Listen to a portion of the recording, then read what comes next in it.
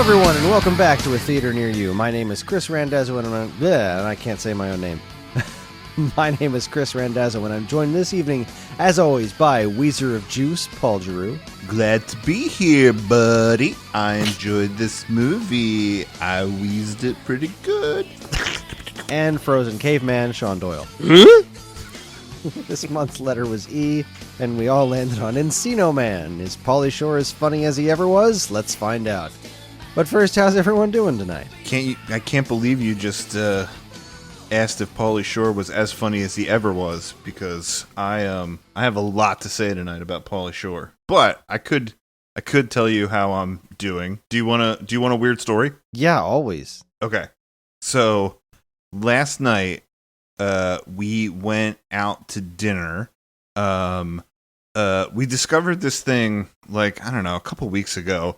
This neighboring town, the town of Media, does on every Wednesday night, they do this Dine Under the Stars thing. So it's like all of the streets on the main street, like they close the street and they put like tables in the street, and the whole thing is like a, outdoor restaurant, and they have like bands play and stuff like that. So, I think because we haven't been doing a lot of eating in restaurants, we like kind of latched onto this, and we were like, oh, we should try to do this as long as we can. So since it was Sherry's birthday on Tuesday, I was like, let's go out to do the Dine Under the Stars thing on Wednesday. So we're walking up to the restaurant, and there's this like sign pointing down this side street, and it says free healing energy. And we're like, I just started like laughing at it. I was like, you want to go get some healing energy? And she's like, what? Like, what is it? And I was like, I don't know. It's free though. So after we ate, like, we kind of had the conversation again, and I was just joking around. I was like, some healing energy down there. Yeah, right. Yeah, we can't afford not to do it, right? So she was like, yeah, like, let's check it out. She was like, we never do anything like weird and spontaneous like this. Like we should do it, And so, like, we get up to the place and we look at it, and I was like, I don't know. I'm skeptical of anything that's free. Like, are we going to go in there and they go, all right, well, once you click the button, it's going to be, $10 a month or something, And I was like, I don't know. Like, I don't know if this healing energy is going to be worth it. And we're like, all right, let's just do it.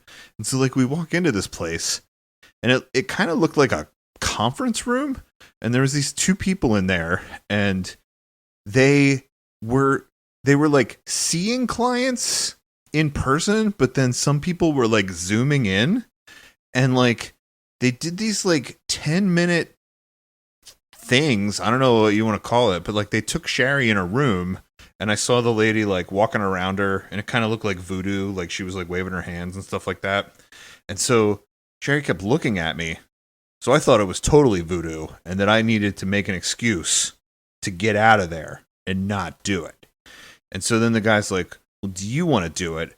And I was like, like, she's really the one that needs the free energy. Like, I was like, I'm pretty good in the energy department. And then he's like, well, I could just do your thing right here in the waiting room. I'm like, okay. And so he starts like waving his hands around me, and he's like, we found your aura. It's this color. He's like, we're going to take this stuff out now. It was interesting, and I could definitely feel that he was doing something, but I think I wasn't really concentrating because, like, I was in the waiting room and people were walking in and out. So when we finished it, apparently, like, Sherry thought it was amazing, and I was like, you were giving me eyes like it was like voodoo. And she's like, no, I was giving you eyes because I was amazed that it was working. And I was like, oh, okay. So I don't know. We got our free healing energy, and that was a weird, interesting experience last night. Oh, that was just last night. Yeah. Right. Well, healing energy. Why not? Would you rate it better or worse than a microwave frozen burrito?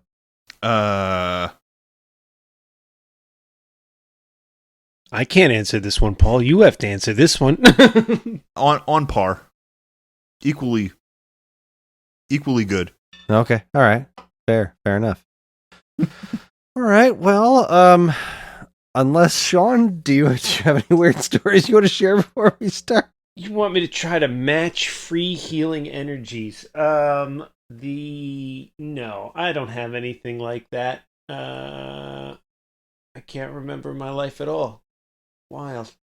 I mean, I'm here, so something happened before now, but I've got nothing. No healing energies, free or otherwise. I don't think I have anything on par with that either. I mean, I painted my basement wall, and it's bluer than I thought it was going to be. But other than that, yeah. Embrace the blueness. Honestly, I think the most interesting thing that happened to me in the last week was watching Encino Man. Either that or I got an Xbox One in the mail. That was pretty cool. Cool. That has nothing to do with Encino Man. That's or just it was an experience, right? It? Like you didn't expect it to be an experience, and it was, right? I didn't really know what to expect because I watched this movie a lot when I was younger, and I thought I remembered so much of the movie, but then when I started thinking about it, I was like, I really don't remember a lot of this movie, and so it was a unique experience. I would definitely give it that. It was not an experience that I expected. So yeah, I didn't really know what I was going to get out of it, and I got. Well, we're here. And we will talk about it. So let's get the basics out of the way here. Encino Man was released on May 22nd, 1992, and was distributed by Buena Vista Pictures. It was directed by Les Mayfield, and it was his directorial debut. He followed it up with 1994's Miracle on 34th Street, 1997's Flubber, and 2007's Cedric the Entertainer vehicle, codenamed The Cleaner. And not a whole lot else. And then he was shot. It stars Sean Aastin, Pauly Shore, and Brendan Fraser, among others. And it's a movie that tells the story of a pair of high school... That's an eclectic bunch of movies. It certainly is. Let's see. It tells the story of a pair of high school kids who happen across a frozen caveman while digging a pool in their backyard. I'll start by saying I think I watched this... I watched this via nefarious means once again in my living room with my wife. I don't think I ate anything this time, though. I think I just went in. I think I just raw dogged this movie. I just went right in and just got the Pauly Shore all over my face. How about you, Sean? So you're watching things by nefarious means for no reason. This movie was free. It was free online. We watched it on YouTube. It's just there. It's just on YouTube? Seriously? I didn't even think to check Yeah, YouTube. It's just one of those movies that no one's protecting the copyrights of because they just don't care anymore. I believe it was, right? YouTube? Yeah, it was YouTube we watched it on. It was just there. And like there was, I think there might have been commercials. It seemed like it was legitimately there. Not somebody like... I'm pretty sure I know what you're talking about. We did come across something where we could have watched it, but it would have had commercials. Yeah, it did have commercials. I'm not playing that game. I don't mind commercials. I get up, I take a leak, I get a soda, I do what I'm going to do, So, yeah, that's how we watch it through legal means. On my video game TV in my living room, I believe our primary snack was Taco Bell because we were going to watch Encino Man, and Taco Bell's kind of the one junk food. The rest of the night in the bathroom. Taco Bell's the one fast food I can sell Jacqueline on. Like that's her week. She usually wants to be healthier than that, but Taco Bell's the one that will sneak by her radar. And anytime I go to Taco Bell, I always get forget about it. I order 10 different things, and so I couldn't even tell you what they were. Wait, can I say something? Sean, last time you said that Jacqueline was trying to extract meat from your diet. I think Taco Bell still falls into that. I don't think it's real meat. Probably isn't. Yeah. I mean, I think there's meat in it, but I think it's cut with sawdust and stuff. Surprisingly, there's more meat in the corn shell than there is in the filling. But yeah, there's grease in there. This dead animal is involved. That was our primary snack. We watched on the video game TV, And I think those are the questions I was supposed to answer. Meat and grease group, buddy. How about you, Paul? How did you watch this movie? Oh, is it my turn? Oh, well, I have this movie on DVD, so I watched it on DVD. Yeah, I mean, I was pleasantly surprised too. Like I said, I've pulled it out over the last couple years and watched it every so often, but I don't think that I really watched it quite through the lens of dissecting it this time. It was kind of an interesting viewing. I did eat some Oreo cookies while I was watching it, and then I thought about it, and I had some conversations about the movie, and then I felt like I needed to do some supplemental viewing. So last night I watched Son-in-Law. So here's what I have to say about this, and this is going to be controversial for sure, but I'm saying it, and you guys are going to have to deal with it because it's out there. I think that Pauly Shore was ahead of his time, and I think that I think that the world missed out on a thing because of the decline of Pauly Shore, that we could have had the Pauly Shore cinematic universe, and it would have changed everything. and I think that the choices that he made after Son-in-Law just completely tanked this idea, because here's why. In Son-in-Law, I'll try to spend not too much time talking about Son-in-Law because it's not the movie that we're here to talk about, right? But in Son-in-Law, it starts with the southern farming family, and the girl goes off to college in LA, and it's weird because, like, when they go to LA, everyone's like, oh, these weird farm people, and they're like, oh, these weirdos in LA, and it's really just they all are a bunch of normal people, but, like, for some reason everyone's like, oh, how weird, but I guess that's what things were like in 1993 or whatever. But when Pauly Shore is hanging out with, like, he's the RA, and when he's hanging out with the girl, there's this one scene where they're at a Halloween party. Like, they're all in the dorm and they're in a Halloween party, and there's people dressed as, like, devils and cupids and scarecrows and things like that, right?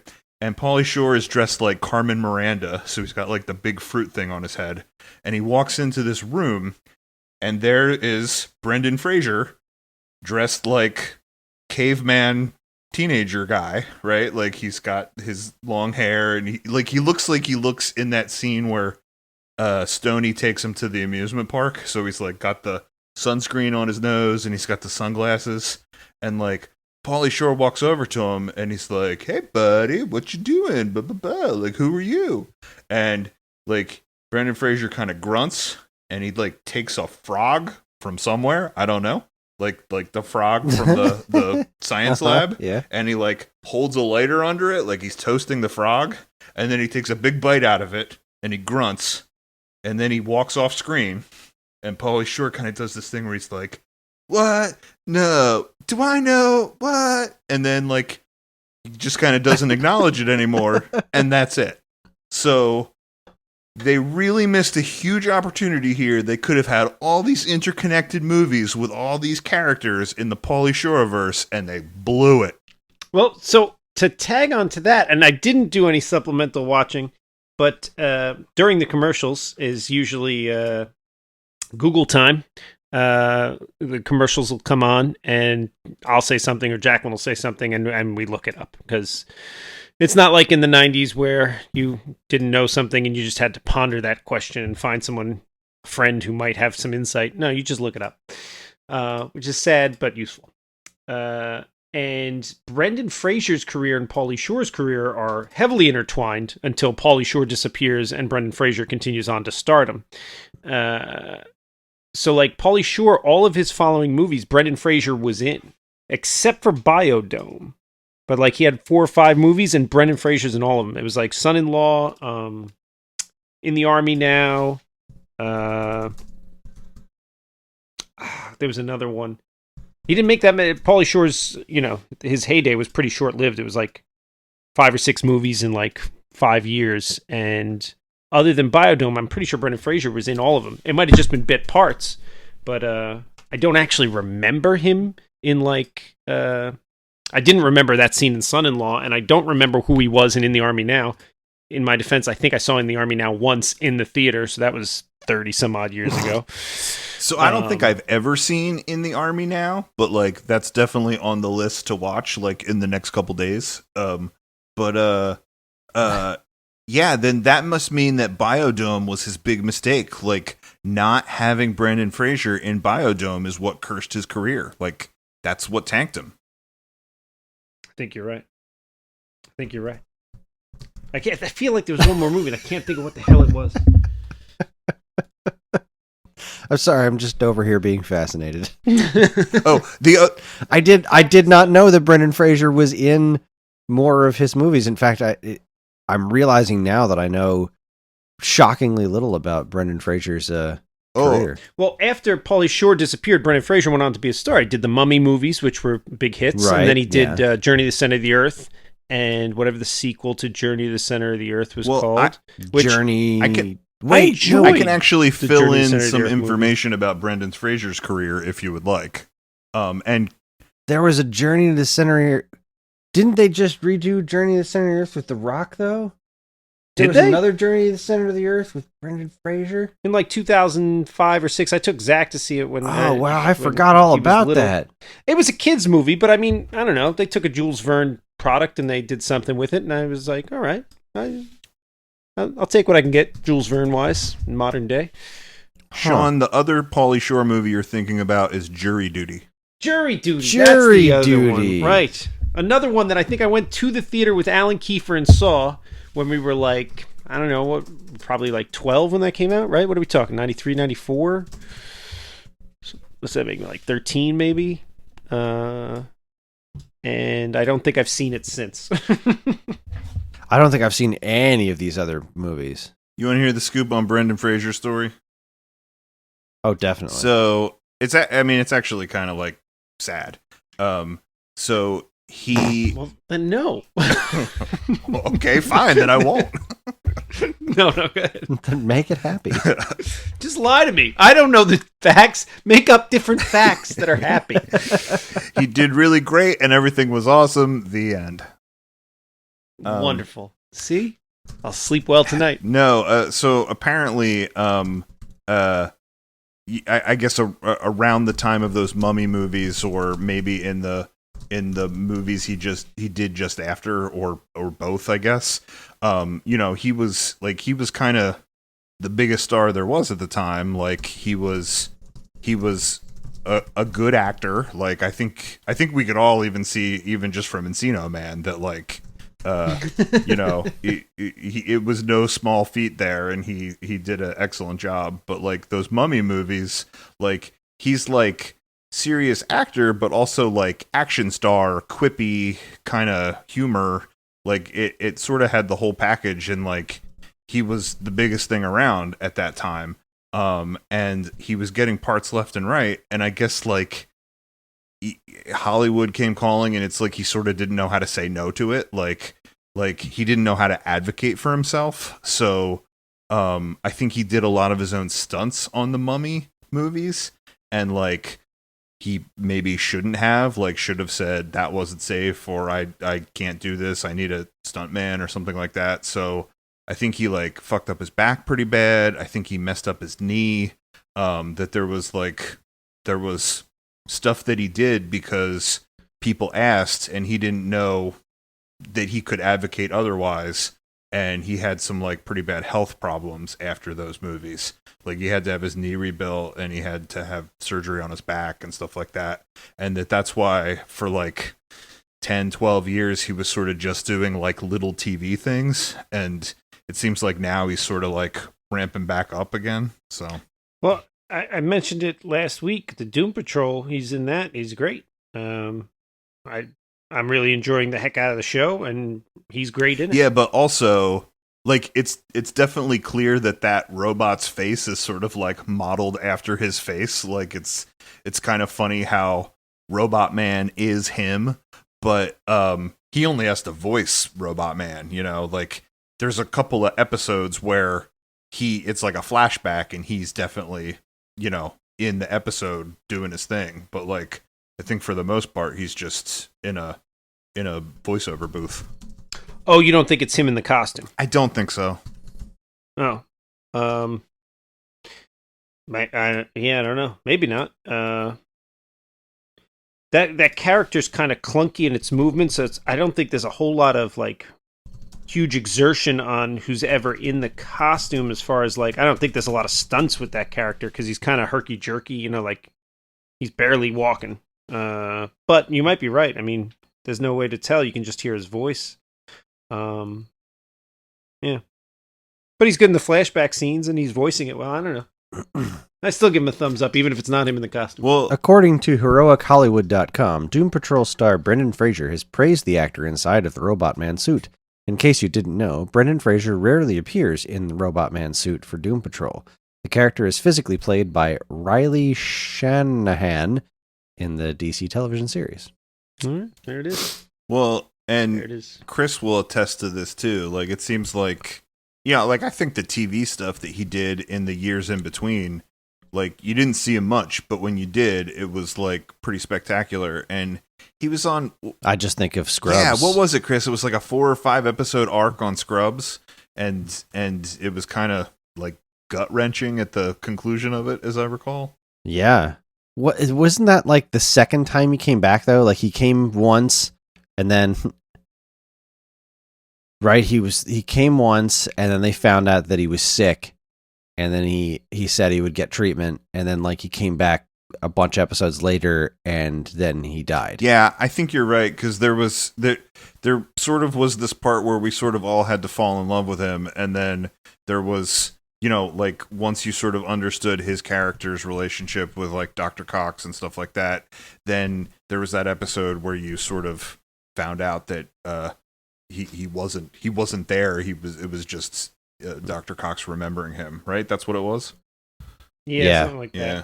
That was an amazing episode, but it was pretty brutal. Yeah, it really was. When we finished, I watched the movie with Karen, and when we finished watching it, or actually, I think it was before we finished watching it, we there were a couple of things that jumped out at me.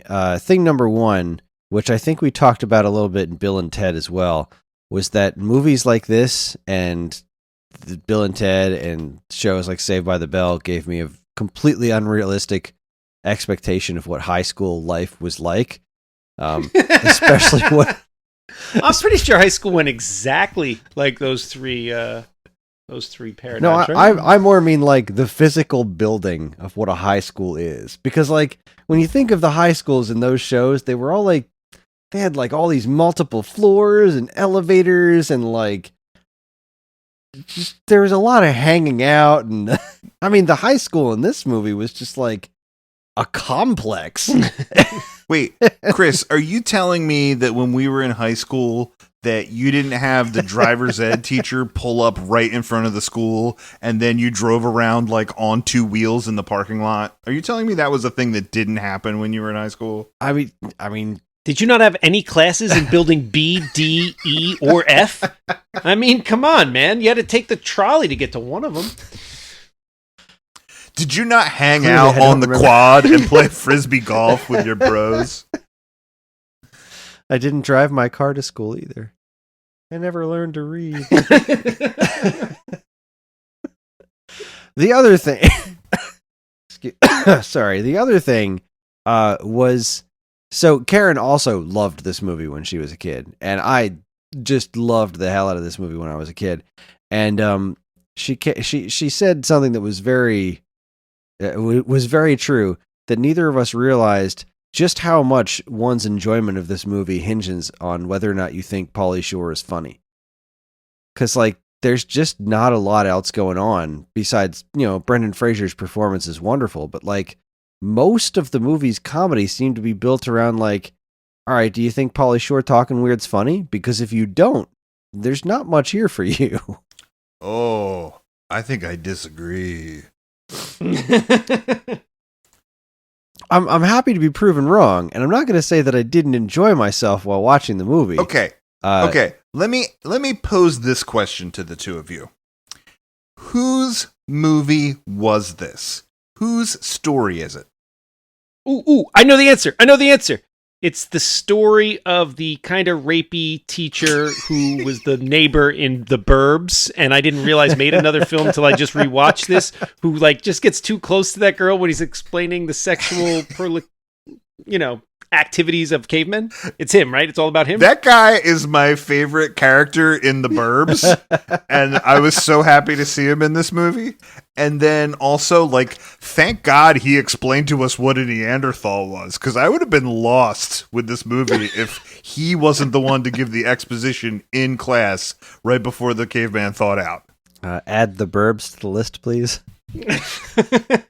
Chris, you've never seen The Burbs? We're past B. You've never seen that? It's got Carrie Fisher and Tom Hanks. And the pizza dude's coming, and Corey Feldman, and this rapey teacher from Encino Man. Oh my God, we might have to go back in time to B and watch The Burbs. Like, unbelievable. What crap holy did we do? shit. Did we do Baby? That was a mistake. Why did we do Baby? I didn't know that you haven't seen The Burbs. We're just going to change this podcast to doing movies I haven't seen. Wait, can I tell you my favorite moment from The Burbs? I laugh every single time. Every single time, right? When it's like, I think they had just... I'm going to take my headphones out. I don't want any spoilers. No, I'm not going to spoil anything. Okay. I think they had just broken into the house. They like sort of just escaped before those guys got home, and it's Tom Hanks and the teacher guy from Encino Man, and they're standing in the backyard and they're watching the house, the creepy house, and it starts to downpour rain on them. And then the creepy family, they like start the car in their garage, they pull down the driveway, they unload a bunch of trash out on the curb, they like beat it with a shovel, and then they like back up into the garage, and like Tom Hanks and the other guy are just completely silent. And then the other guy's like, I've never seen anyone drive their trash out to the curb and beat the hell out of it with a shovel. It's so stupid, but I laugh every time. Yeah, no. That movie's got a lot of great lines. It's a funny movie. I should see it. Yeah, no, it's a good one. All right, so I mean, yes, it is Sean Astin's story. And he's perfectly fine in the movie. I'm just saying that overall, if you don't think Pauly Shore is funny in this movie, I don't know how enjoyable the movie would be to your average person. When I was a kid, I thought Stoney was hilarious. When I was watching it this time, every time he's having a conversation, I'm just like feeling a little uneasy. Like, I also don't know how he makes that weasel noise. And also, I don't know if weasels actually sound like that. Well, so I think the last time I watched this movie, I was sort of mystified by this quandary, right? Like whose story is it? Because I think it feels like Sean Astin's story. It feels like Dave's story, right? Like we start the movie on Dave digging his shitty pool in his backyard, which No, we start the movie on in the past. in the Oh, past, that's in the very caveman true. era. I think it is Sean Astin's movie, but when you asked this question, then I started thinking before I thought about the rapey teacher. I thought, well, is it Encino Man? What did we call him? What's his name? Grunt? Linkovich Chabovsky. Right. I thought that's where you were going with it. But okay. Yes, you're right. Once we get to the exposition, it's Sean Astin. Right. I guess He's in the backyard. that's very true. We are introduced to Link first in the cave, with the cave woman, which also, I got to say, this is going to sound completely stupid, but this is the first time I've watched it ever where I actually put together that the woman at the end of the movie that thaws out was the woman from the beginning of the movie in the cave. Like, she looks completely different, and so much time had passed that I literally forgot about it. But I gotta say, just real quick, related to that scene, I am genuinely surprised that this didn't see a sequel. I think we still should see a sequel. I think it's time. Yeah. Oh man! Like, all right, listen, all of our subscribers, all 6 of you, right? this is the time to mobilize. Start a petition, sign it twice. Right to the movie studios. Tell them that you want to see Encino Man 2. Because I think if it happened now, it would be like right on. I think if it happened like 5, 6, 7, 10 years from now, it would just be sad, right? But like, don't you want to see?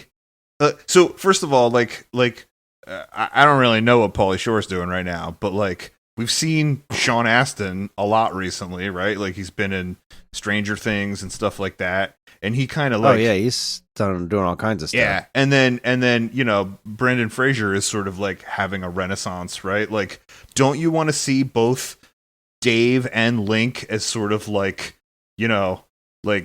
older middle management guys, and like Link is still acting like a caveman, like he's like sitting in board meetings and they're like, what do you think, Link? And he's like, oh god, and then he like goes home to his caveman wife, and like their house is decorated like don't you want to see that? Oh my goodness, Pauly Shore has a YouTube channel where he does let's see, the last upload seems to have been 3 weeks ago. He has a regular thing called Sweatin' with the Wheeze. Yes! It's a workout video. And he's got something called Pauly Shore and the Crusties. Pauly Shore's Random Rants. Well, this is certainly something. Yeah, he's got his own YouTube thing going on here. All right, you ready? I brought this up. Just Kris asked the question. This is what a weasel sounds like. That is not at all that weird mouth noise that happened in the movie.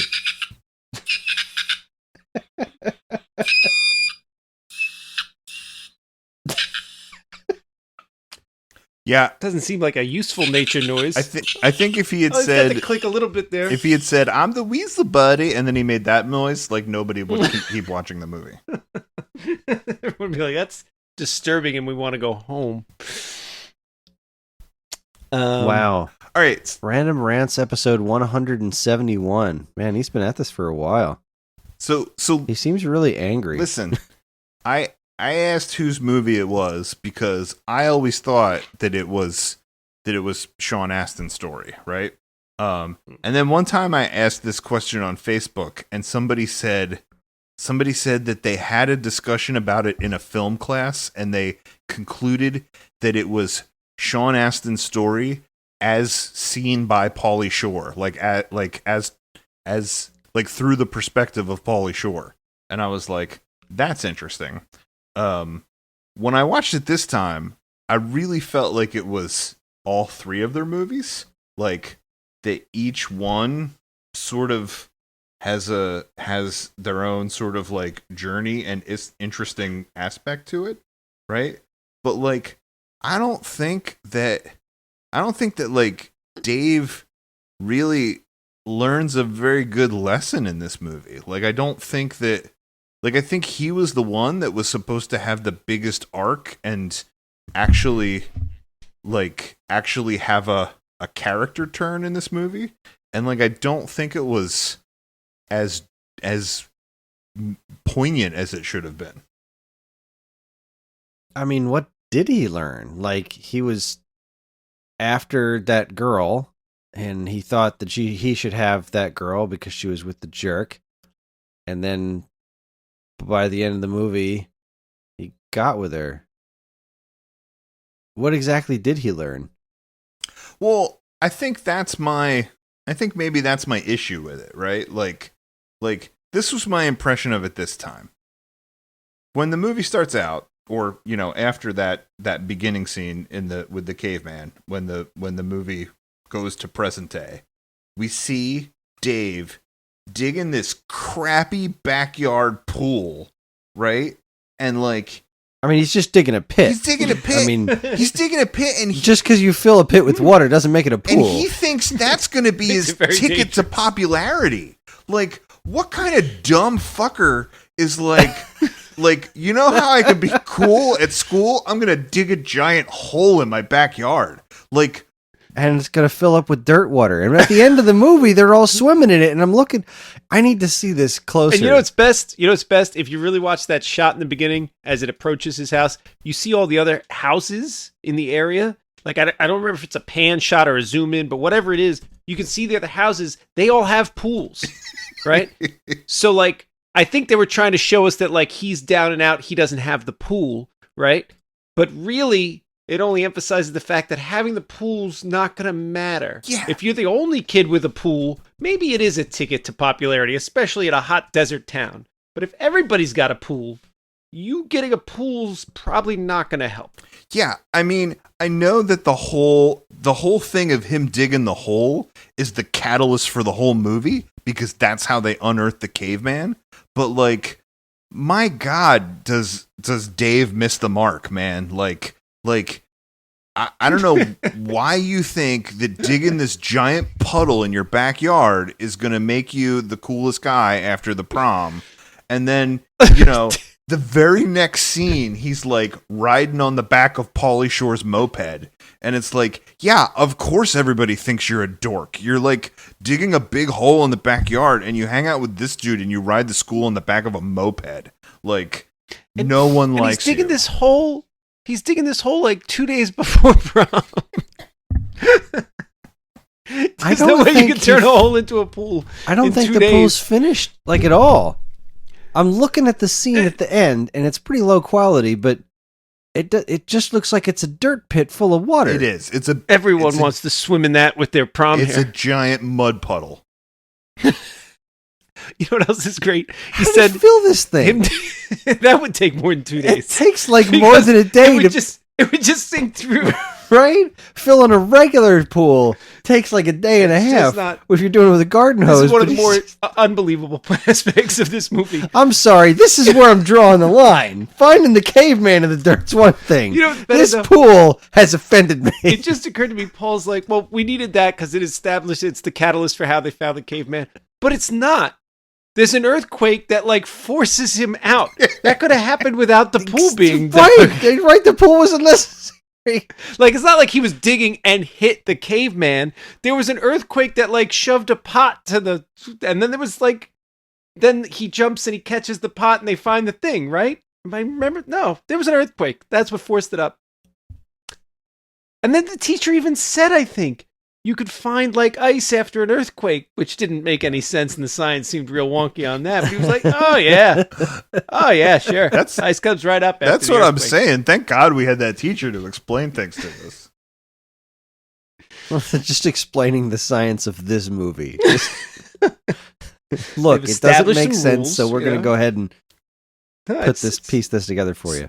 It's really a science fiction thriller, mislabeled as a buddy comedy. So this is where I'm going with this, right? Like so that's what unearths the caveman, right? They then find the caveman. You know, they come home and they find him. Anytime that we hear pan flutes and drums, like we know that there's a caveman thing going on, right? So from the moment, really, I think really from the moment that they're digging the pool, but definitely once Link shows up, like Sean Astin, Dave only wants to exploit the caveman, right? He only wants to exploit Link. When they go to school, he's talking about like because there's things that they do along the way that are questionable, right? Like why did they need to bring him to school? Why did they need to do any of it? You know, but like he keeps saying stuff like, yeah, this is going to be our ticket to popularity. Like, oh, we'll get him on Leno and he'll do stupid human tricks. Like, we'll be huge. From the beginning, he only treats Link like Link's a dog, right? And Pauly Shore, from the beginning, is like, I want no part of this. Like every time they talk about it, like I think even when they walk in the house and they see him in the bedroom, like, you know, trying to make a fire, I think Stoney says something like, I say we walk away, right? Like Stoney identifies from the beginning that this is trouble and like we should not be doing this, right? And the thing that I thought was fascinating about it was anytime that Dave was trying to convince Stoney to follow along with his plan, he started speaking weasel language, right? Like Pauly Shore would be like, I don't know, buddy, blah, blah, blah. And he would be like, think of the buff nugs that you'll get with the grindage, you know? And then he would be like, okay, I'll do it, right? But the whole movie, you know, what's his face? Dave is sort of just trying to exploit the caveman, and then Stoney is like humanizing him, right? Like he's trying to treat him like family. That scene when they're in the convenience store and he's going through the food groups with him and the whole like wheezing the juice thing. It's like he's trying to teach him how to be in the world. Like he's trying to treat him like a friend, right? And I really felt the whole thing came to a culmination at that scene where he tries to let him go by the side of the road. Like I guess he's really letting him go because the girl that he likes Link, right? So he's like, I can't do this anymore. I'm letting you go. And they have that whole conversation where, you know, Brendan Fraser kind of diffuses it by saying, family, we're family. And then, you know, it's like he gets it, right? But like after that, all the shitty things that Sean Astin do still pays off for him at the end of the movie, right? Like I guess the point where he makes a turn is that he lets Link go with the girl to the prom. Which we also got to talk about the bullies and their weird ass plan, right? But like but I guess, you know, he lets her go to the prom and that's supposed to be him being a good guy. But it's like all this dumb, awful stuff he did the whole movie paid off because he still gets to have his crappy backyard pool party in his shitty puddle. Like, I don't think it should have paid off for him that way when he was such a dick the whole movie. Well, so did it really pay off? Because this movie falls into a trope of like, I don't know, it's probably 80s, 90s movies, whatever. But there's a lot of these movies where it's like he got exactly what he wanted. What did he learn? He still got to kiss the girl in his shitty puddle. Like, like I don't. All right, sorry. Go ahead, Sean. But the girl. So, Harley Quinn episode 1. You should watch that. But the girl's a bitch, right? Like I didn't like her right out the get. Like, yeah, she's with the jerk, but she's kind of a bitch. Like, not just to Sean Astin, she just seems like a shitty person who hangs out with shitty people. So at the end of the movie, he got to be with a shitty person. So, like, that's not really a great reward, right? Like, some of these, like, 80s, 90s, I don't know, rom-coms or buddy-coms or whatever they are, you know, like, the romantic female lead, even if she's with the wrong guy, they like portray her to be like an overly nice person, you know? But like they didn't do that once here. Like this chick was awful. Oh, wow. That's not how I saw it at all. Wet Hot American Summer was the only movie to ever really get that right. They got everything right. What did she do that was redeeming at any point? Wait, so did you guys feel like Sean Astin was likable in this movie? No, he was a dick too. Yeah, I don't know if likable is the right word. Tolerable. They perhaps? were going for a turning point, like you said. Like when he has the cathartic moment after the whole, you know, it wasn't a letting go. Letting go implies John Lithgow, you know, letting Harry go. That's not what this was. He was being a dick. He was kicking him out, right? He was jealous. He was eliminating the competition. But right. They were trying to. It wasn't masterfully done, but for, you know, a 90s comedy or whatever. This was the cathartic moment. He learned his lesson. He's a better person for it. He lets him go to the prom, and then he only shows up there to try to protect him afterwards for whatever. It was shoehorned and it was quick, but I understand what the arc was supposed to be there. Like he learned his lesson about family's more important, right? but there's if he is the good guy, why does she get to be with him? Because she was non-redeemable through the whole movie. She didn't do anything good at all. And then I've lost my train of thought. Well, so yeah, Sean Astin wasn't really likable during most of the movie, but he had his turn. I think that the reason I didn't like Sean Astin so much in the movie, well, let me rephrase that. I like Sean Astin in the movie. Like, I think all three of them do some actually really great acting in the movie. But I think the reason I didn't like the character of Dave in the movie is because the culture has changed so much. Like, Dave was like cringy and like kind of awful with women, right? Like his way of trying to get her to like hang out with him was to bring a picture of the two of them in the bathtub when they were like little kids, and that was just ew. It's a weird move. And she is totally polite about it, right? Like, I think this is why I say like the culture's changed so much, because I think nowadays I would expect a woman to be like, this is a little creepy and I would prefer you not do things like that in the future and you've made me uncomfortable, right? But like, I think that was the way that women were expected to be in 1993, was like, she chuckles and she laughs it off and she goes, "You didn't show that to anybody, huh?" Like, she never tries to alienate Dave. She never tries to make him feel bad. Like, she keeps him in the quote unquote friend zone, but like, she's very nice and polite to him, when I think she should be like, "Dude, you're skeeving me out. Like, you gotta, like, I don't like you, you know?" And I think that just shows, to me, it shows how much the culture changed, because I think we were supposed to feel for Dave. Like, I think we were supposed to be like, "Oh, poor guy. He's nerdy. He's bad with the absolutely. ladies, whatever, you know." He was supposed to be a sympathetic character for sure. And that's, to your point about the way that women are portrayed, it's also, the kind of stuff that warped my mind as a kid of like, how exactly does a nerdy guy get a girl, like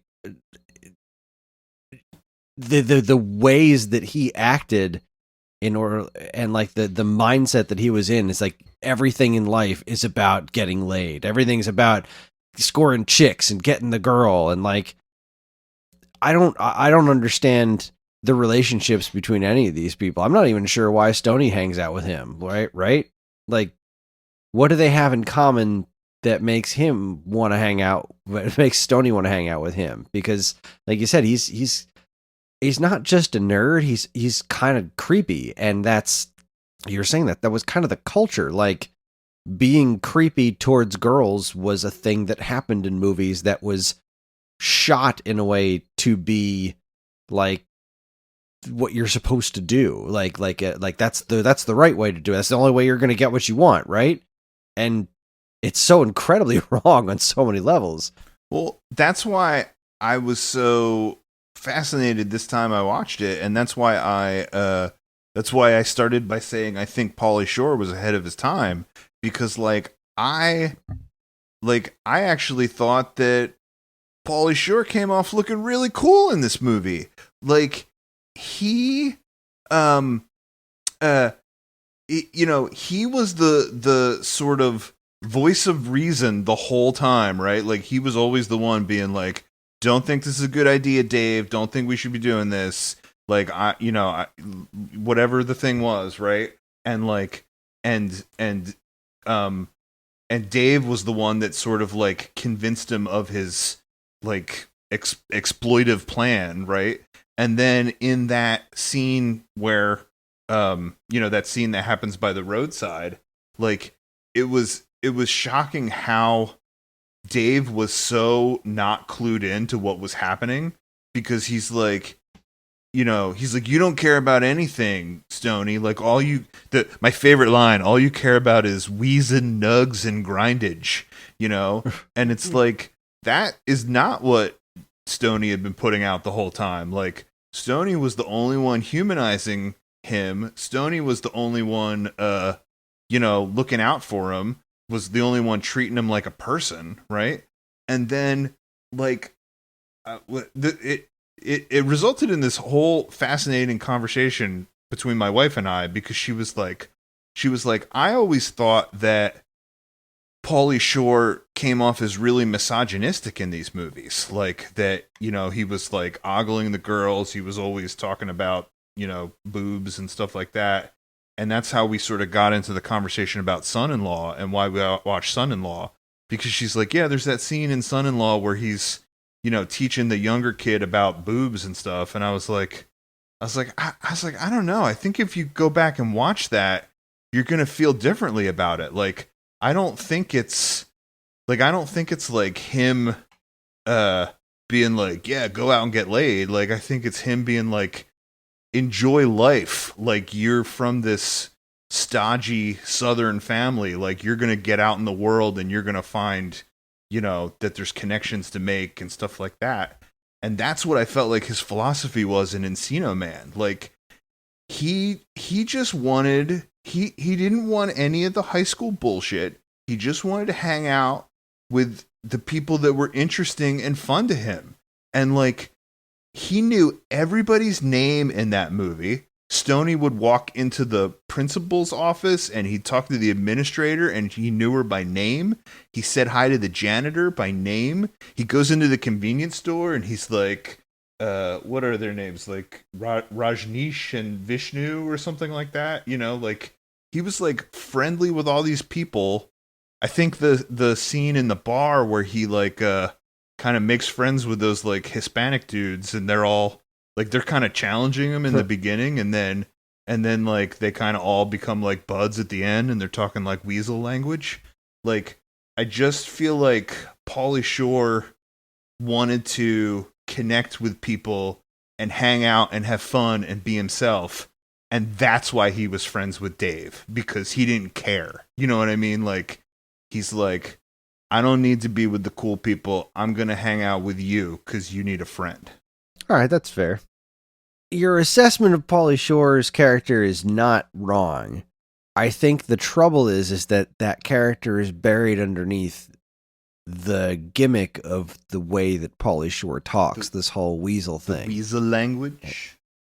Yeah, that whole business. Like, he definitely played the character that you're talking about, but he also, like, it was this delivery vehicle for his weird weasel character. And like, you're talking about him in the in the store where he effectively, like, puts his mouth on the Slurpee machine and teaches Link how to steal Slurpees. Like, I don't know that those guys liked him very much.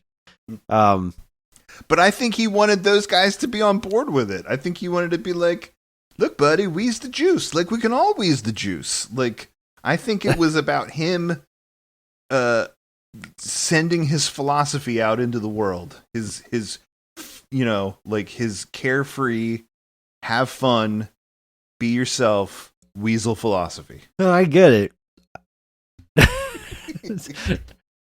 I get it. Just what's this whole Crescent Fresh thing? I don't know. I understand what you're trying to say. I'm just saying that as I was watching it, every time Pauly Shore was talking weird weasel language, I was not amused. Like, I thought it was the coolest thing when I was a kid because it was weird and it was different. But like, yeah, I don't know, man. See, I think now I enjoyed it now because I enjoyed it when I was a kid. Like, again, I haven't seen the movie in, I don't know, 25 years or something. But it was very nostalgic. Like, that was a whole, like, Pauly Shore himself. Like, again, he's, whatever it was, 5 or 6 movies, they all came out, from like 92 to 96 or whatever it was. Uh-huh. So like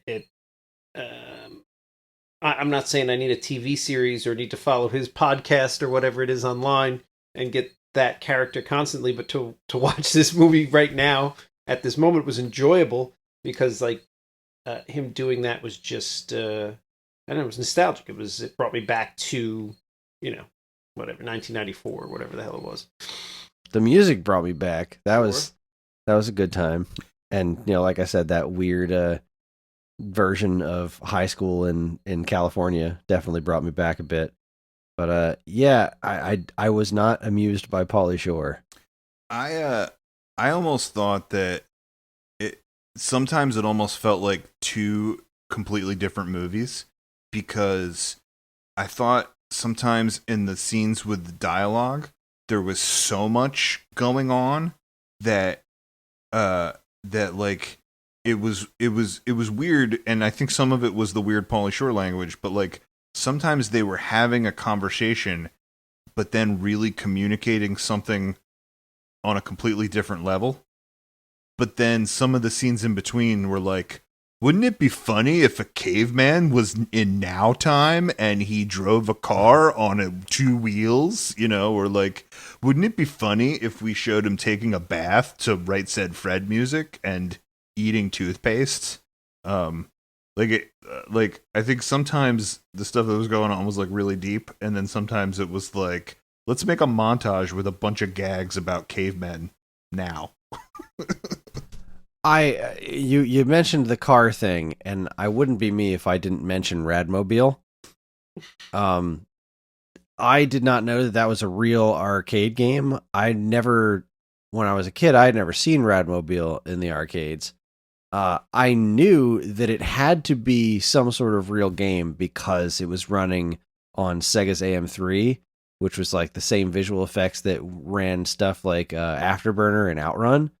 But what always threw me off was like, it was, you see it, but you hear Radmobile, and then sound effects from Excitebike playing in the background. It always threw me off. Of course, I had not watched this movie since the advent of the internet. So now that the internet's out there, I immediately looked up Radmobile Sega, and it was an AM3 game published by Sega, and yeah, it doesn't sound anything like Excitebike, which I thought was a really weird thing. They do that with video games and TV shows and movies a lot, where they put just the wrong sounds in the background. But I've never heard anything else use Excitebike sounds like this. Usually it's a combination of Pac-Man and Donkey Kong for Atari 2600. 99 times out of 100, when you see somebody playing a video game on a TV show, especially TV shows from the 90s, the sound effects are going to be Donkey Kong and Pac-Man for Atari 2600. You took a huge left on us. Fun fact. Yeah. I actually didn't even put that together. So he was driving the car on two wheels because he played the video game that was doing that. Are you kidding? This wasn't a puzzle? that was exactly how that happened. No, I just didn't even think about it. Didn't Pauly Shore say something like Radmobile to him or something? Like he yells it at Sean Austin. Yeah. They see him get in the car. One of them yells at the other, or they both yell, Radmobile! And then they run outside. Yeah, but you were looking really deep in this movie to just gloss past the surface. I was, but I mean, like, I don't think we would be us if Kris wasn't the one who zeroed in on that fact. I assumed it was a fake game. I didn't recognize it. Not that I'm a video game expert like Kris. I didn't recognize it. And when I don't recognize something in a movie, I assume it's made up for the movie. Like, because why wouldn't you just pick, like, I can't think of a good game from that time. Like, that's before Cruising USA, right? But I'm surprised they didn't go with Outrun. If I had to venture a guess, they asked for Outrun, and Sega said, well, Radmobile is a newer game, so let's do that. Right. But I remember thinking when I was a kid, looking at that, being like, that's not a fake game. That looks like a Sega Arcade Racer, but I have no idea what it is because I've never seen Radmobile before. Right. And I've still never actually seen the game. But we watched the movie and I saw it running and was like, all right, let's see what the hell is Radmobile. And it's a game. It's a thing. But they were playing Excitebike sound effects. What the hell? I missed that entirely. And I played the hell out of Excitebike when I was a kid. So the fact that I missed that sound connection, that's on me. Oh, I remember this game now. Now I'm watching an actual playthrough of it. This is the one that has it's got the Sonic the Hedgehog keychain swinging back and forth. That's the only thing I know about this game. That, and it runs on the AM3 scaling stuff that makes the game look the way that it does. Right, because Outrun was AM2. This is AM3. I'm sorry, I'm getting really into the arcade board weeds here. My apologies. Well, that's where it goes. Can I read you something from IMDb that I think is interesting? I was hoping you were going to say a poem that you wrote, but okay, go ahead with IMDb. I can try to read it like a haiku. Please. Pauly Shore was no, I can't do it. Okay, so it says Pauly Shore was considered for the role of Link before the producers met Brendan Fraser and decided that he was better suited for the part. However, they liked Shore so much that they created the role of Stoney just for him. Most of Stoney's lines were ad-libbed by Shore. Huh. Well, that makes a lot of sense because he's just playing himself. He's just doing that weasel character. Yeah, it does seem like it would have been a terrible movie minus that. I know Kris is saying he didn't enjoy the Pauly Shore bit as much as an adult, but I mean, that was the selling point, though. Like, you saw the movie to see Brendan Fraser be a caveman. This was like his breakout role, right? No one knew who he was, but his performance as the caveman and see caveman jokes like caveman eat toothpaste, haha, very funny. But it was that, and to see the Pauly Shore shtick. Sure. And if you take away the Pauly Shore shtick, what do you have left? You have Sean Astin being shitty, and a pretty great performance from Brendan Fraser, but that's kind of it. What about the shush guy? Who was Shush! in Wayne's World? I put together this time for the first time that's one of the tag-along guys in Wayne's World. Oh, Yes. Look at that. And I think he also might have had a role on 21 Jump Street as like Pinball's Who is brother. that guy? Like, I know I recognize him, and I don't know that it's from Wayne's World. I do recognize him from Wayne's World, but all right, let's see. Can we address something about the bully, the shush guy? Please, what, in his terrible plan? Or Yes, his terrible plan, right? So they charge into the prom to out He's Link. a caveman. Yeah, right? Like, What? and their proof is that they went to a filing cabinet in the school and found a dog vaccination record, right? And then they break into Dave's room, and oddly enough, he trips over that picture of the girl.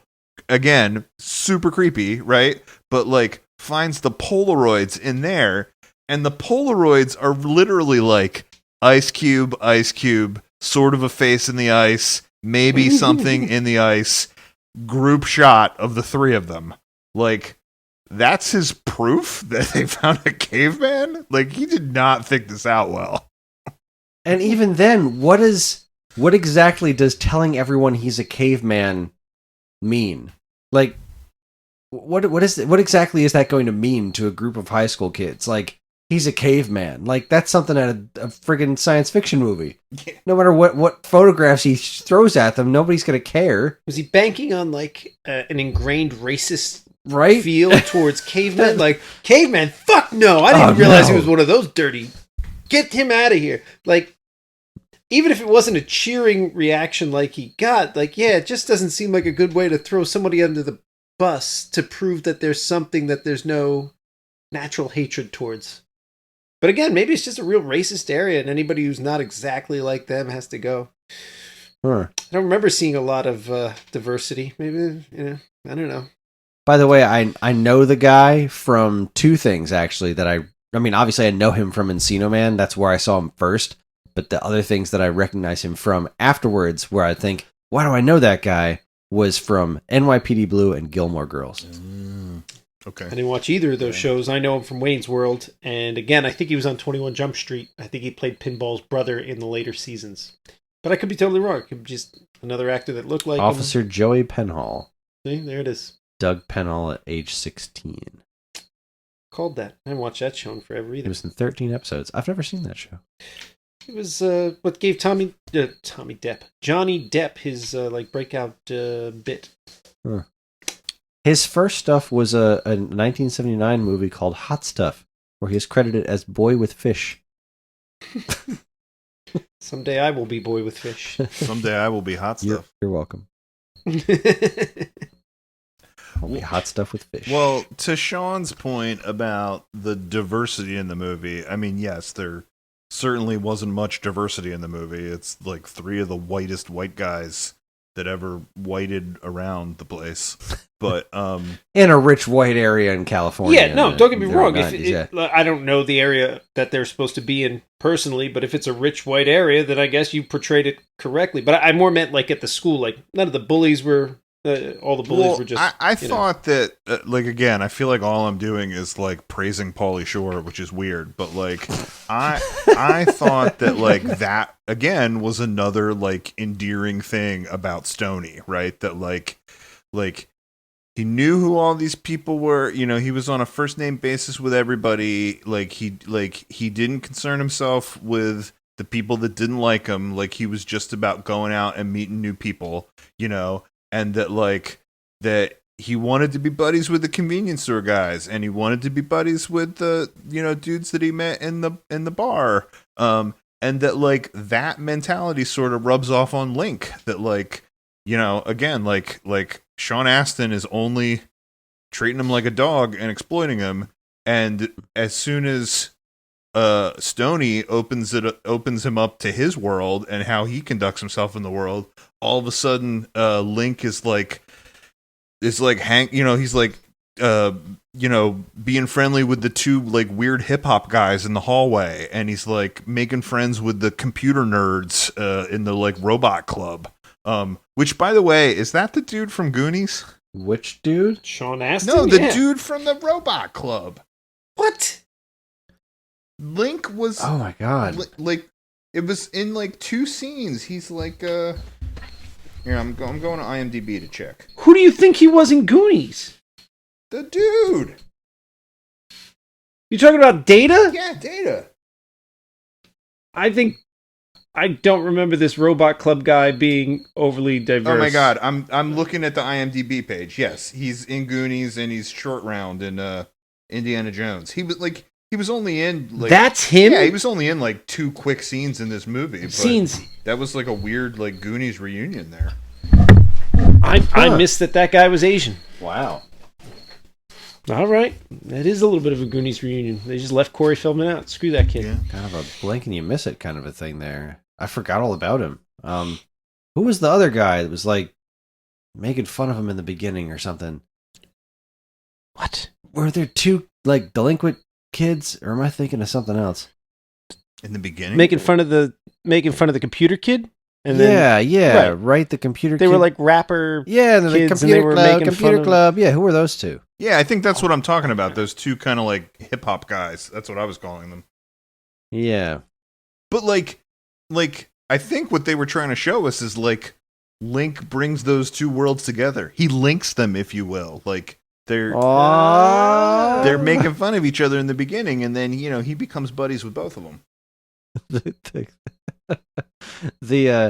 Wow.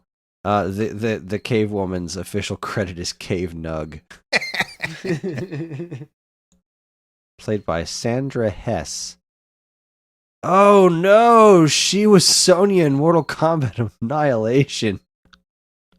Wow. Oh dear. That movie was terrible. Call back. Wait. Call back to the first episode. Was Mortal Kombat Annihilation the one we just watched? No, Annihilation was the sequel to the original, like, quote-unquote good Mortal Kombat movie. It was from 1997, where they recast half the actors, made it on half the budget, and... Yeah, I don't think I watched that one. I watched the original, the quote-unquote good one, but I didn't watch I love that movie. I'm not going to say it's good, that's why I'm using the quotes, but I love that movie. To this day, it's so much fun to watch. But man, Annihilation is bad. One of the worst movies I've ever seen. Yeah, I heard bad things and just didn't watch it. The story behind its creation is really quite fascinating. I'll send you guys a link to a YouTube thing I watched about it. Just fascinating train wreck of a movie. I'm sure the YouTube clip will be more enjoyable than watching the movie. Oh, without a doubt. Well, I don't know that I have much more to say about Encino Man. How you guys doing? Living the dream every day. I think the only 2 things that I wrote down that I didn't mention, maybe 3 things. It was a weird It was a weird leap to get to that joke about the cheese is old and moldy, but that one cracked me up when he pulls that out at the bar with those guys. I thought it was great. That was one of the better jokes in the movie. Which like that whole scene in the bar, like really, it continued to highlight for me like what the hell is wrong with Sean Astin, because like that's when she started like opening up to him, right? Like didn't she say like come dance with me or something like that? And he's like meh, meh, meh, meh, meh. Like I just didn't get him. I don't think there was anything to get. I don't think that his character, like, I think you're putting more thought into his character than they did when they wrote it. am putting more thought into it. Like the other thing I found myself saying, right? Because I keep harping on how everything that he did was sort of exploitive to Link, right? Like including when Link gets punched by the bully, the shoosh guy, and then Sean Astin's like, we got to teach him to fight. Like we got to teach him how to defend himself. And once again, like Pauly Shore is the voice of reason, I guess. He's the one who's like, I don't think we should do this. Like this is not a good idea. And he uses his, their weasel language to convince him. And then they teach him how to fight. They have that whole wrestling, TV wrestling montage. And then in the end, he does beat up the bully. So I just feel like Sean Astin did the wrong thing the whole movie. And then he is rewarded in the end by the Link beating up the guy, everybody going to the puddle pool, and him kissing the girl. And then Brendan Fraser gets the cave girl, who they dress in like a sports bra and short shorts, and then the end, buddy. buddy. So the lesson in the movie is do the wrong thing and you'll be rewarded. That's about right. It reminded me a bit of Grease. I don't hate this movie, but I hate Grease, mostly because the entire message of Grease is, no, just be like everyone else and you'll be happy. Like, I hate the ending of Grease. The other thing I wrote down about the movie was that that like I think sometimes the ideas were so silly that they could have been like in the hands of less capable actors, they would have been a total failure. But I think because it was those three guys, and specifically Brendan Fraser, who I think was doing the most work of the three of them, that they became like kind of realistic and successful. Like the one scene where they're trying to teach him his name, like where they're, he's like Dave, and then he's like, Link, like he's identifying Link and Stony, and then like you can really see the gears turning, and he's like, Buff? like I think that even though it was like a silly scene that everybody like really had to invest in it to make it work, and that Brendan Fraser kind of had a Herculean task in this movie, and he like he was so compelling to watch. Yeah, he was indeed fun to watch. No question. Brendan Fraser was far and away the highlight of this movie for me. I'm sorry that I liked Stoney so much better than the rest of you. No, I'm with Paul on this one. I know a large part of my enjoyment comes from a nostalgia, and it was more enjoyable when I was young for what it was. But I don't know. It was a specific thing. Maybe he didn't need 5 movies to do the specific thing over and over and over again.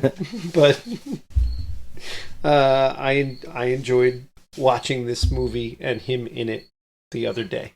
I am more happy that you guys enjoyed it, and kind of sad that I didn't, because I loved this movie when I was a kid, and I hate it. It always makes me sad when I go back to things that I loved when I was a kid and I no longer love them.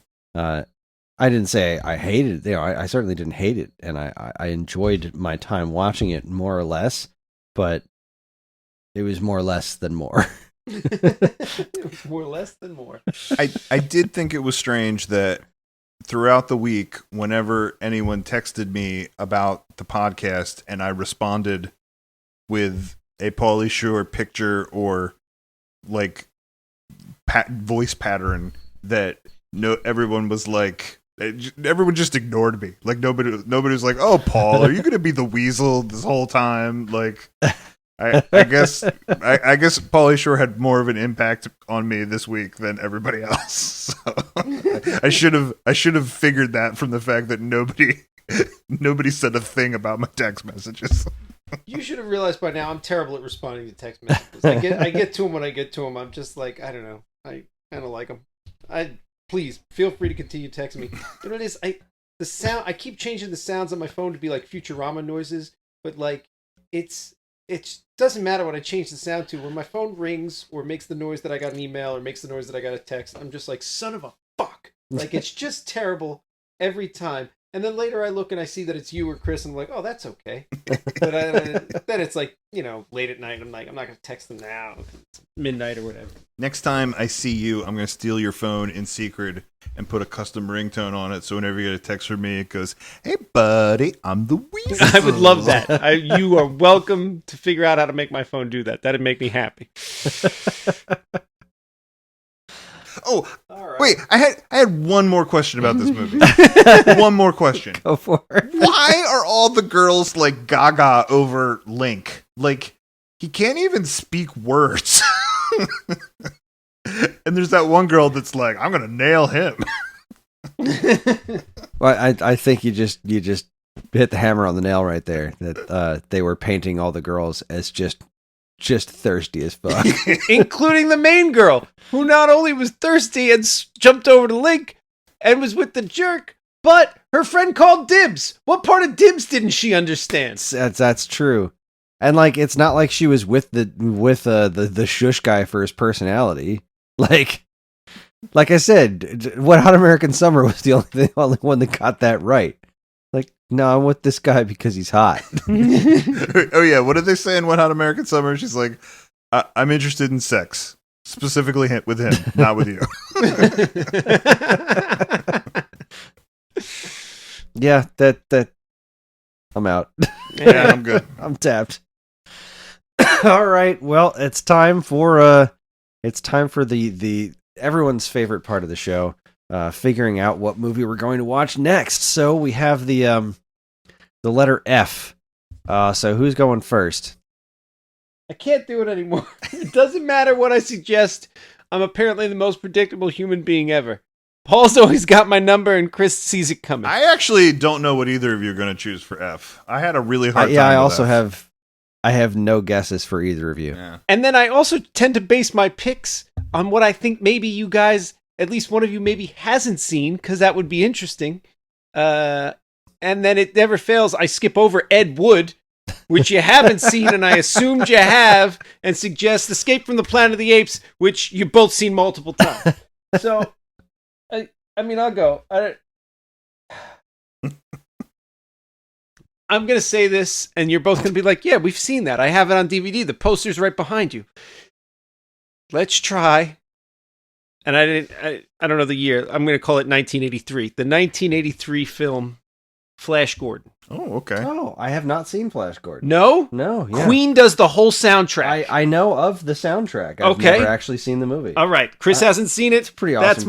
That's my pick. Okay. I don't. All right. I don't think I'm familiar enough with it to say that I have seen it. Like, I can't tell you that I haven't seen it on TBS in the middle of the day one day, but I would be happy to watch that movie because I don't think I have a knowledge or appreciation of it because I haven't really sat down to watch it. I haven't watched it since I was a kid, but I loved it when I was a kid. And I remember finding out years later that Queen did the whole soundtrack, and the main song Flash it's stuck in my head a lot, even though I haven't seen the movie in years. I mean, I feel like it's something that I should see, right? Like, I think sometimes when we bring these picks up, I try to go like, oh, this is something that I haven't seen that I feel like I should have. So I feel like Flash Gordon falls into that category. All right. Yeah, solid pick.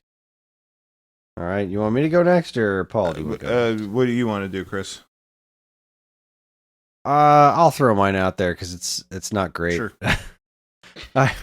My original thought was that I thought it would be fun just to get a modern take from Tuyu, because it's a movie that I'm pretty sure the three of us saw together, and I'm also confident that none of us have seen it since, which was Final Fantasy: The Spirits Within. Oh, that video game, the that we dressed up. It was not what I thought it was going to be. I didn't look at any of the previews, and I thought it was a Final Fantasy movie. You were not alone, sir. As a matter of fact, that same YouTube program I was talking about did a whole episode on that too, which was also fascinating. The show's called What Happened? What happened? And wow. But no, instead I thought that I would go with a more modern movie that I have avoided watching, and this show is kind of the only excuse that would get me to watch it, which is Fanforstic. Oh. The Fantastic Four movie. That's the latest Fantastic Four movie. With Michael B. Jordan. I'm not gonna lie. I have no interest in seeing that. I've watched it. I have not watched it. I'm not interested in watching it in any situation other than to discuss it with you guys. You know what I Yes, might. If my we don't pick. vote for that, I'll give you a 30-second summary. If that doesn't end up being the pick. Sold. Fair enough. You know what I might have, guys? I might have. I'd have to really look and see if I can find it. But I might have the Roger Corman yeah, the one? Roger Corman one from the 90s. I think I got it. Yeah, on I got eBay a copy or of that something. too. Yeah. Yeah. Yeah. I borrowed that from one of you back in the day and watched it. I was like, wow, this is dreadful. Yeah. Yeah. So I have a question. I need to figure this out as far as my pick goes, right? So let's pretend that the movie we just talked about, the movie we watched for this podcast, was not called Encino Man. Let's say in some alternate dimension, right? It was called The Encino Man. Would we still do it under E? Or would we? Yes. Correct. The Yes. never counts because the and you'd have so many T choices. So no. even if it was called An Encino Story, we would still do it under E. Yes. Okay. yes. Great. Any article. A and the. Is there any Correct. other articles? Fair enough. Those are the only three, right? That's what I thought. Thigh. Okay. Thy. Right. So Although I think if thou starts going in there, I might start throwing, that might be a TH movie, but. So I chose a movie that I've definitely seen before, but I haven't seen it in so long, and I don't remember it that well. So I feel like if we watched it, it would be a similar experience to last month when we did Drop Dead Gorgeous. I feel like it would be like watching it again for the first time. So I definitely remember liking this movie. I think it was funny. But, you know, in the event that you were going to say, technically, that doesn't start with an F, you know, there's an article in front of it, I was still going to maybe pitch it because there's another movie that does start with F that has the exact same cast. Completely different movie, completely different plot, exact same cast. So I was going to be like, maybe that could be supplemental viewing. Do you guys know what movie I'm talking about? Two movies, same cast. One starts with an article. They both start with F if you ignore the article? Yeah. One starts with F. The other one starts with an article and then an F word. Unbelievable. Fletch and Fletch 2? No. See, you would think that, but it's not like a movie and a sequel. These are just two movies. Oh, unrelated with the films. with the same damn cast. Is it one of those Shaun of the Dead ones? It is not.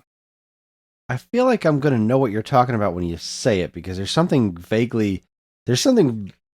ringing a bell in my head. I'm trying to think of ensemble casts that work together. You got the Jay and Silent Bob crew. You got the Monty Python. You got the Shaun of the Dead group. You got. You got darn close there, Sean. You said something that was going to lead you down the right track. Monty Python? Yeah. Fish Called Wanda and Fierce Creatures.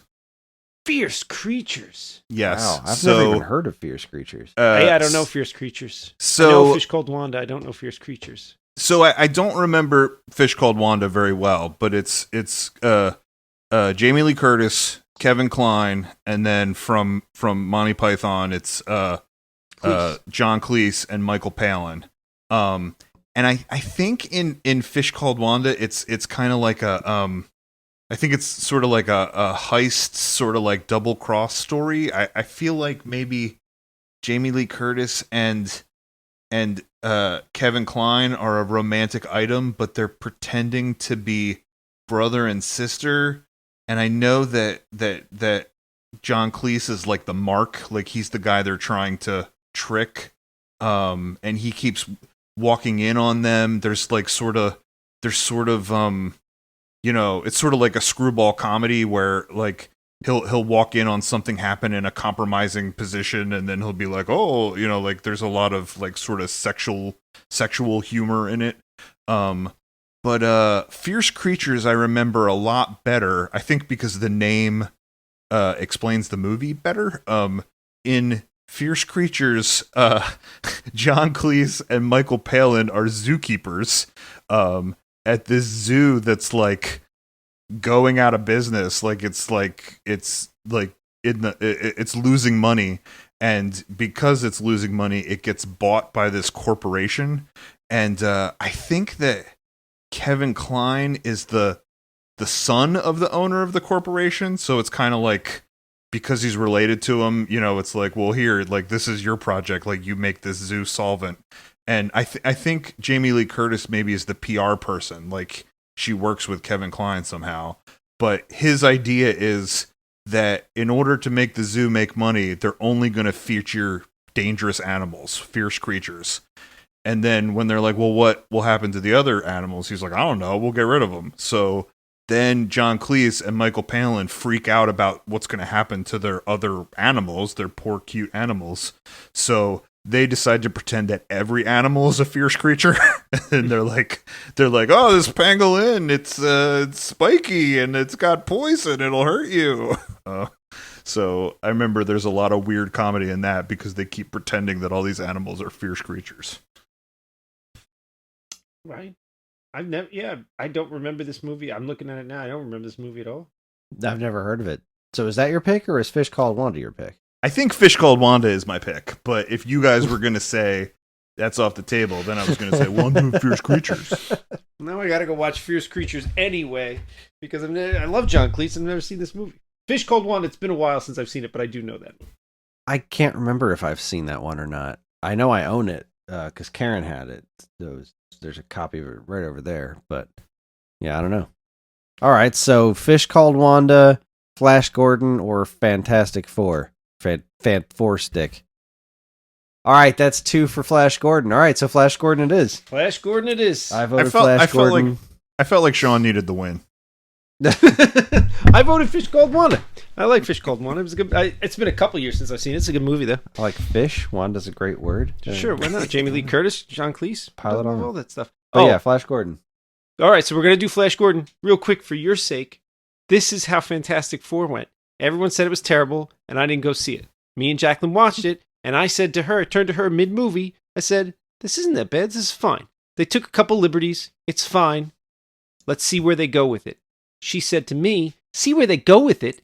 We're an hour and 32 minutes into this movie. And I said, what? And I looked, and there was like 13 minutes left, and we hadn't gotten to a plot.